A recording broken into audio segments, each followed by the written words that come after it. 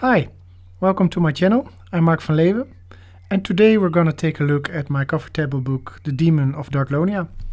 The book was photographed in France, in the Perigord, and what you see here is Castle Bagnac, which I use as the castle of Destro. I actually took the figures of Baroness and Destro inside the castle, so the pictures you see here are real. Although you could not enter the rooms themselves, there was a bar preventing that. But the bar was wide enough to put the figures on, and somehow it worked scale-wise. So when I kneeled down and took the pictures, you could see Destro and Baroness standing inside a room, which was, of course, way bigger than their scale, but somehow it worked. So the story starts with the discussion between Baroness and Destro. A few things have happened. In the opening scene, you see that Destro is kneeling down at a grave, which is his mother's grave. And although she does not play a big part in the story, it is significant.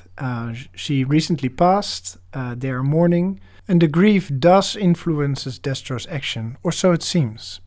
They're also discussing the fact that the villagers think there is a demon in the woods, because a lot of people disappear. Also, a lot of Destro's own troopers disappear in the forest, and Destro is suspecting Zartan, but maybe there's something entirely else going on.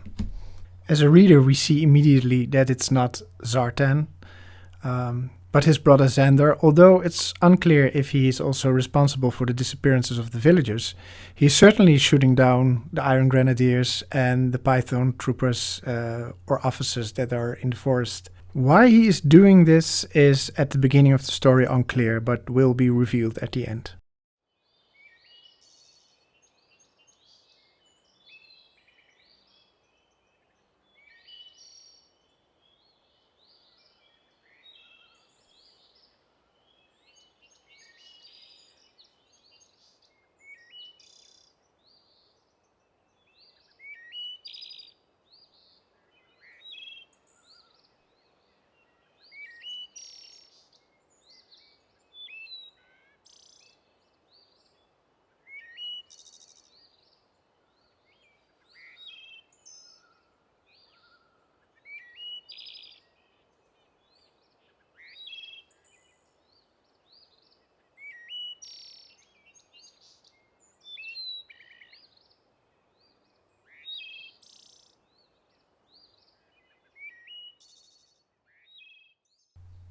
I have to mention this.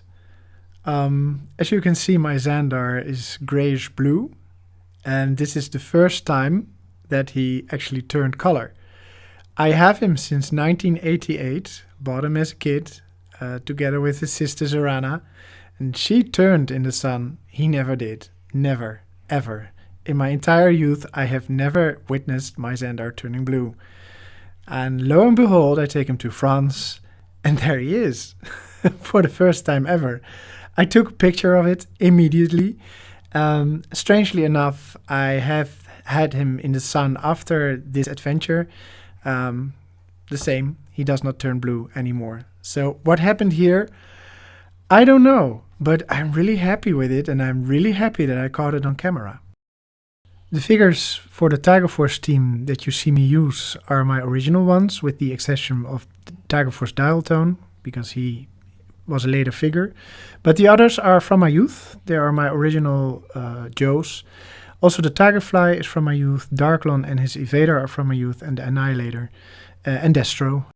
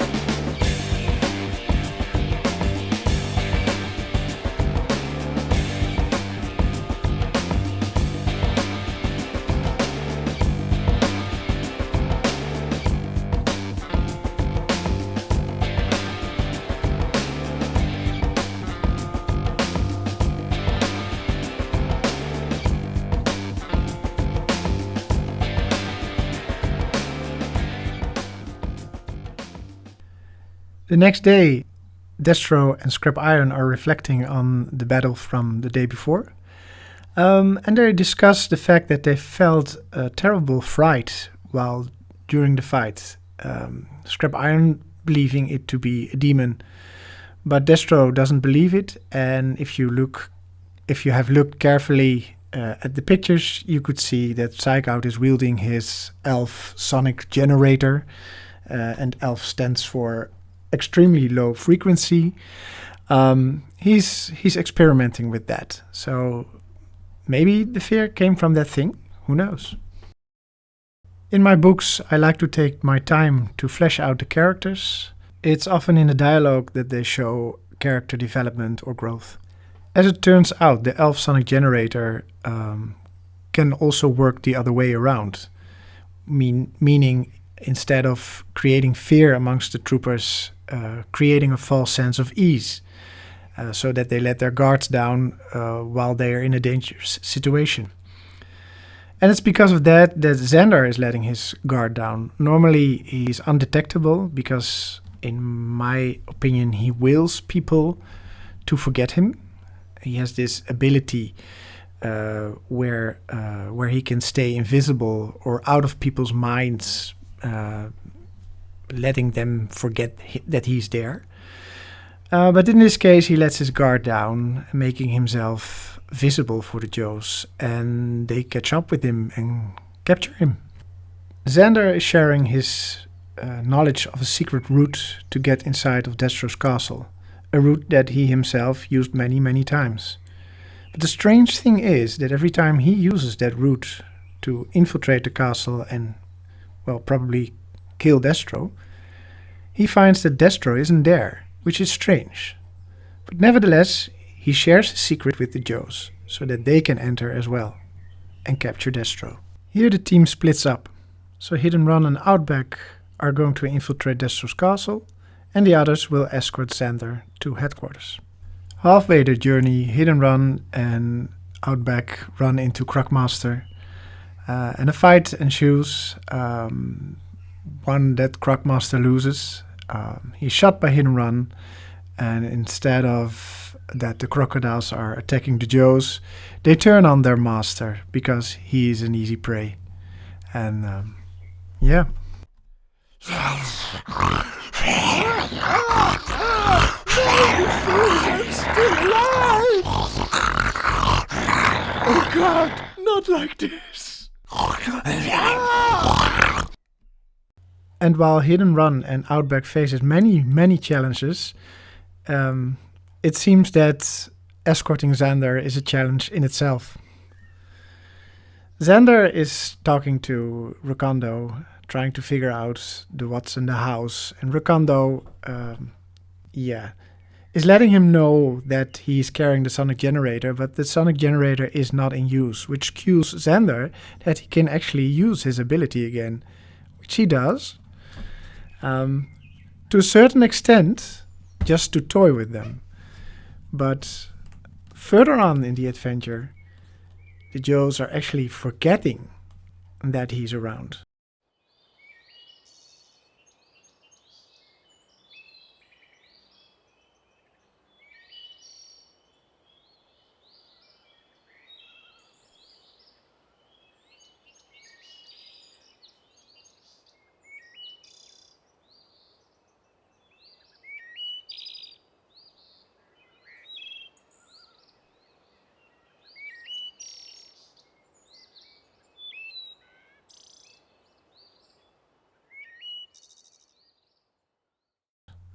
A week passes after the Joes have left the area. They actually kind of failed their mission. Destro takes the opportunity to visit someone special.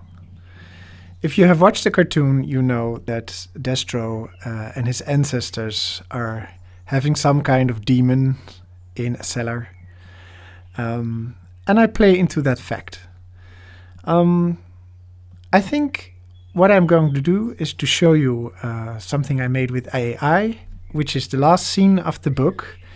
I had to abridge it a bit. So the explanation that this creature was actually responsible for a lot of things. For example, the fact that Destro never was in the castle while Zandar was there. The fright, the disappearance of several of the villagers, etc. I shortened the explanation, so just to give you the essence of what it is about. And I hope you enjoy. Nepo und selten av mantiu.